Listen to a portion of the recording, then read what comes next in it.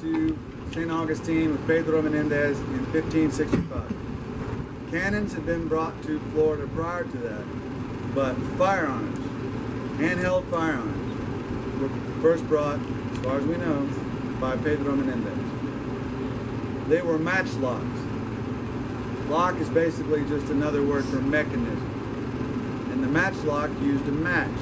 Back then a match was a long cotton or hemp cord, braided cord, been soaked in potassium in a row. We're told to load and fire. We would pass the musket to the front, turn so that you can see it.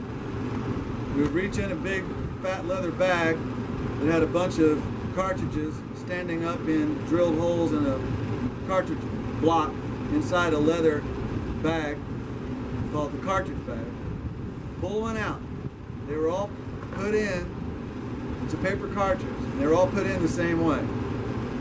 Rolled inside the paper cartridge is gunpowder and a musket ball. I'll bite the end off opposite the musket ball. Pour that into the prison pan. Close the prison pan. Turn the musket to my left side. Pour all of the remaining gunpowder out of the cartridge down the barrel. Then, I'll put in the paper and the musket ball, using the ramrod to seat it tightly at the base of the barrel. I will put the ramrod back. If I don't, and I lose it, or I shoot it, or I break it, all I have is a bayonet. Then I will put the musket on my shoulder, and we'll wait until everybody has their musket on their shoulder, and then we're ready to go. In a jam, you just figure out how many guys are loaded before you tell them to move, and everybody else has to catch up. So, with the gunpowder.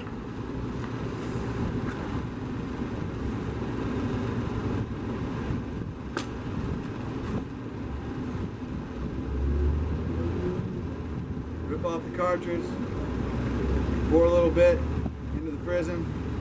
Close the prison, pass the musket to my left. The cartridges hold a pre-measured amount of gunpowder. You left it up to the soldier to load their own barrel. In the heat of battle, God knows what would happen. Probably a lot of accidents. So I poured all the powder down the barrel. I would put the paper and ball in the barrel. The paper helps keep the ball tight in the barrel. Otherwise, for some reason the barrel is lowered. If it's not wadded against the paper, it will roll out. The tolerance is that great. Put it on my shoulder. I wait for the orders. Right now, my orders are to about face. March with all of my buddies down here. Turn to the enemy and go through the orders of fire. Hello! Palabras a mano! Retiro las armas! Ven las armas! España! Us all yelling España would let the other guys know 2 steps from shooting. They would scare them, hope. If we're lucky, they might even start running right now. ¡Apunta! ¡Fuego! ¡Retienen las armas!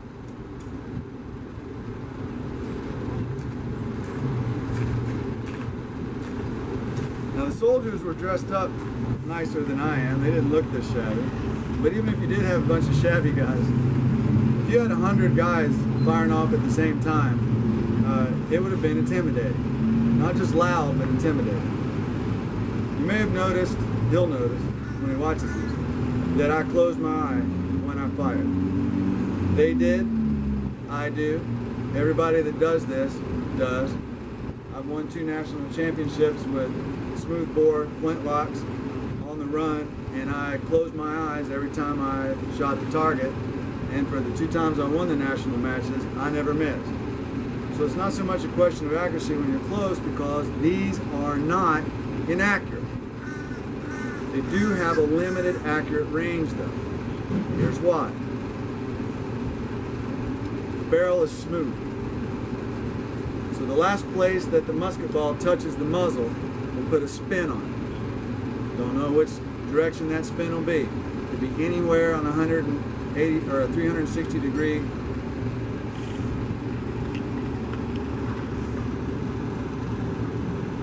As long as the forward momentum of the musket ball is greater than the inertia created by the spin, it will fly straight.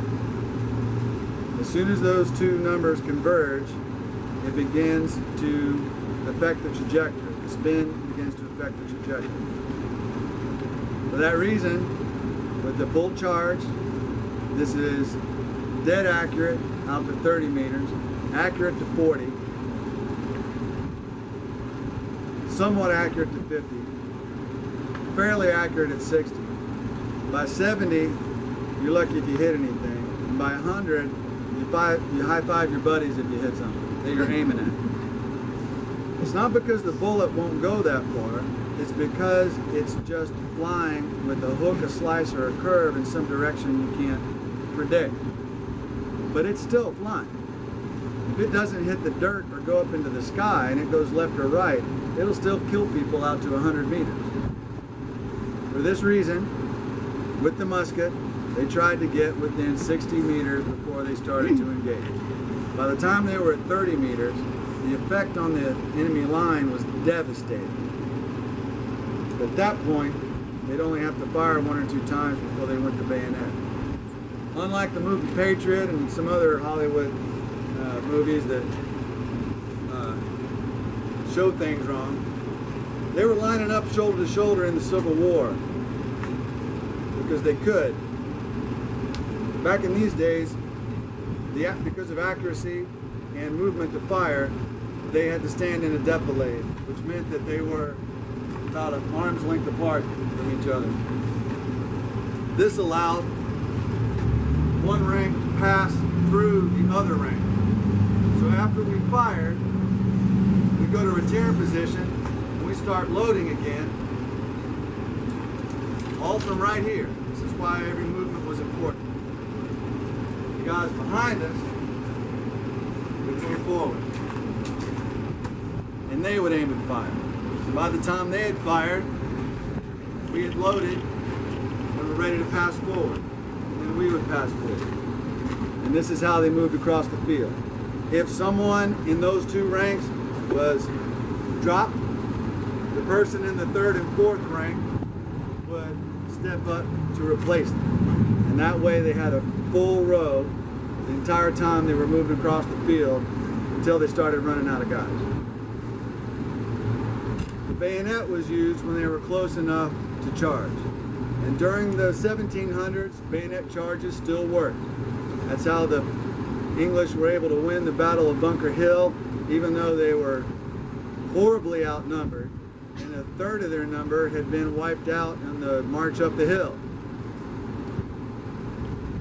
All that started to change with the American Civil War. And I had someone ask me earlier, well, what about World War I? They were doing bayonet charges. No. They had fixed bayonets and they were charging. it's not the same thing. When these guys were charging with bayonet, their guns weren't loaded. They'd already shot their last shot. They were just using the bayonet, and that was it. They were trying to do the same thing in the Civil War at Fredericksburg and Gettysburg, and the Union and Confederate forces, respectively, were wiped out. So, I've covered a lot of technical information. Does anybody have any questions? How many rounds can you fire a minute? So, at the Spanish drill, with our squad over there, 3 per minute. That's only pretending to put a musket ball down the barrel, which wouldn't slow you down much. After about 4 shots in 1 minute though, I would be very concerned about putting gunpowder down the barrel. Here's why. I think the barrel is hot enough to keep an ember going. So when I did the range walks with a smooth bore, and I was firing 32 shots in less than 20 minutes, do the math on that. I was pouring on the run, and when I put the ball over the barrel, I wasn't using the ramrod. I was using my fingers to feel whether or not it hit the bottom or not. Once I knew it was down there with the powder, I knew it'd fly straight far enough to be able to hit the 10-inch target. Any other questions? Yes. Is that a 75 caliber? This is a 63. How big of a difference were these muskets from the ones from the Black Prince War or stuff like that, the early gunpowder wars? So the biggest difference is the ignition system. Those guys were literally using an iron barrel, and they would heat up a wire and light the gunpowder with the wire or a wick. Okay. And they were firing like this. So there's not just that difference, but these were using corned gunpowder. They could control the rate of burn. And so they knew uniformly that the gunpowder would behave in a certain way. And once corn gunpowder hit Europe and the technology spread around Europe and they were using it on each other, that's one of the main reasons that European weapons were able to take over the world, was corn gunpowder. Chinese had gunpowder. Ottomans took over Constantinople with gunpowder, but not corn gunpowder. Yeah. Corn gunpowder changed everything. Okay. Any other questions? What is corn gunpowder? So corn gunpowder is they can make the granules different sizes. The bigger size will burn slower and the smaller size will burn faster. The way they do it is they just get gunpowder, make it wet, and they smash it through a screen. And as the droplets fall through, they let them dry, and that's how they get the uniform size. And that changed everything. Well, until you got to smokeless gunpowder, but that's a different formula.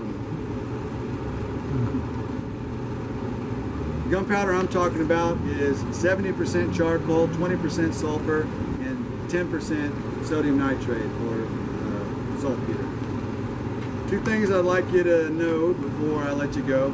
One is the watchtower, the view at the top is worth the calories to walk up there. It's 44 steps, including 2 concrete steps. I was informed by a 7th grader the other day. I said it was 42 steps. He goes, it's 44, there's 2 at the bottom. I was like, okay, buddy. So I stand corrected. It's definitely worth the view of the fort. Then there's the De Mesa house, which is the original house on the property that you can see how the house has expanded over the years. I appreciate all of you coming here as someone that's volunteered here all my adult life. This place means a lot to me. You guys keep this place open. We keep this place open so you can come here and have a factual tour. So from the bottom of my heart, thank you very much for being here. University of Florida, I'd like me to remind everyone that if you did enjoy the tour, TripAdvisor is actually used by people apparently to check us out and come in, so we'd appreciate a good shout out. But from the bottom of my heart, thank you very much for being here. In Spanish, gracias por todo.